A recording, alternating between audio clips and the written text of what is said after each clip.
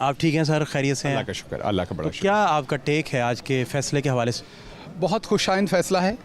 इसलिए खुशाइंद फ़ैसला है कि आपको पता है, जैसे मैंने पहले कहा कि पाकिस्तान में अक्सर आवाम डरी होती है कि जब भी हम किसी क्रिटिकल जंक्चर पर आते हैं तो अक्सर हमें नज़रिया ज़रूरत पर फ़ैसले आ जाते हैं। अक्सर ऐसे फ़ैसले आ जाते हैं जो हम अपने लिए अनोखे फ़ैसले कर लेते हैं और फिर हम एज़ अ कौम अपने आप को मज़ीद मुसीबत में फंसा लेते हैं। आज एक बड़ा दबंग जो है वो फ़ैसला दिया है अदालत ने, आइन के मुताबिक दिया है, आवाम की उमंगों पर दिया है। तो इसलिए मैं ये समझता हूँ कि इस फ़ैसले के पाकिस्तान के ऊपर दूररस नताइज होंगे, पाकिस्तान की सियासत पर, पाकिस्तान की जमहूरियत पर और पाकिस्तान की आने वाली तारीख पर। 90 दिन के अंदर इलेक्शन होते हैं, जो पार्टी जीतती है फाबिहा आकर हुकूमत बनाए, मुश्किल या आसान फ़ैसले ले, आवाम उनको मैंडेट देंगे फ़ैसले लेने का, वो फ़ैसले लें और आवाम की खिदमत करें। आपकी सेहत अब कैसी है? पहले से बहुत बेहतर है, आपकी दुआएं हैं फ़हद, और पहले से बहुत बेहतर हूँ। और आप अक्सर आजकल, परसों वाली प्रेस कॉन्फ्रेंस में भी आप बार बार कह रहे थे कि गरीब लोग, मिडिल क्लास, वो तस्करा फरमा रहे थे। ये क्यों नौबत आई है? ऐसा क्या आपने महसूस किया? ये मैंने महसूस, क्योंकि मैंने इस सिस्टम के आला तरीन ऐवानों में काम किया है। प्राइम मिनिस्टर हाउस हो, मैंने नेशनल असम्बली भी देखी जाकर, मैंने हर जगह की वर्किंग भी देखी।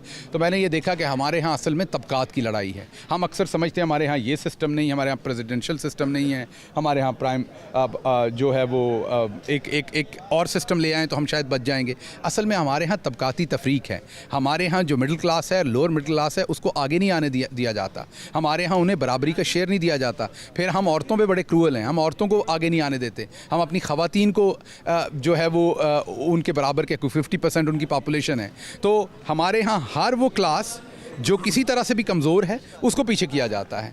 आप सहाफ़ी हैं, आपकी ज़िंदगी मेरे साथ इधर ही माइक पकड़ के इसी काम में गुजर जानी है, लेकिन जो बड़ी बड़ी मछलियां हैं, किसी की चिड़िया है, किसी का मगरमच्छ है, कोई चीफ़ मिनिस्टर बन जाता है और कोई दोबारा चीफ़ मिनिस्टर बन जाता है।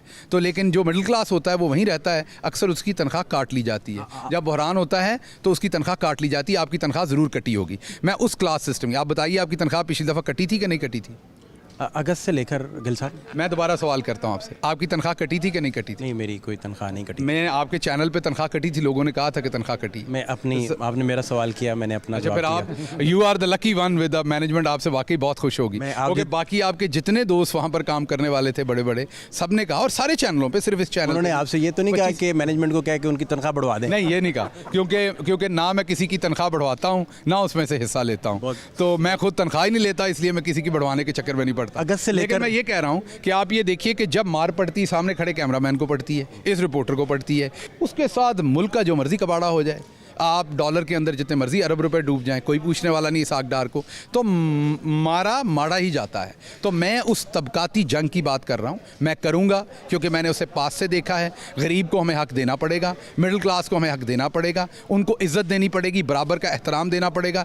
ऐसा नहीं है कि अमीर के लिए और कानून है, वो शहजादे हैं, और जो गरीब है उन्हें चुक लो, उन्हें जेड़ी पुलिस दिल करता है वो चुक ले, जेड़ा अदारा दिल करता है चुक ले, उन्हें फेंटा फेरो, बिकॉज वो गरीब है, उसका कसूर है। ये काम नहीं हो सकता।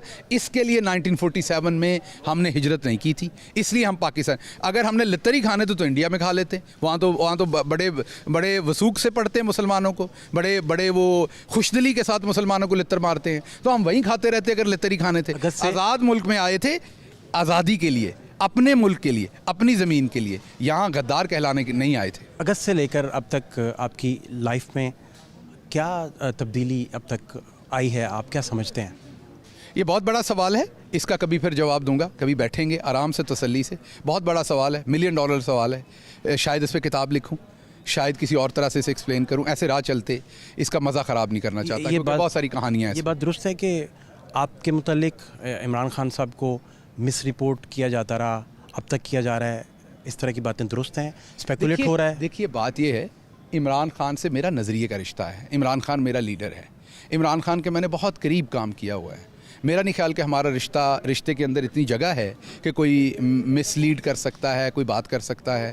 तो आई डोंट सी दैट। बाकी लोग तो एफ़र्ट हर एक की करते हैं, लोग तो किसी को भी नहीं छोड़ते, तो एफ़र्ट्स की होंगी। लेकिन मैं खान साहब का एक अदना सा सिपाही हूँ, ना ओहदे चाहता हूँ, ना कोई और मेरी डिमांड है। मेरी डिमांड नज़रिया है। मेरी डिमांड वो है जो इमरान खान ने वादा किया इस कौम के साथ, जिसके लिए उसने अपनी जान की बाजी लगा दी।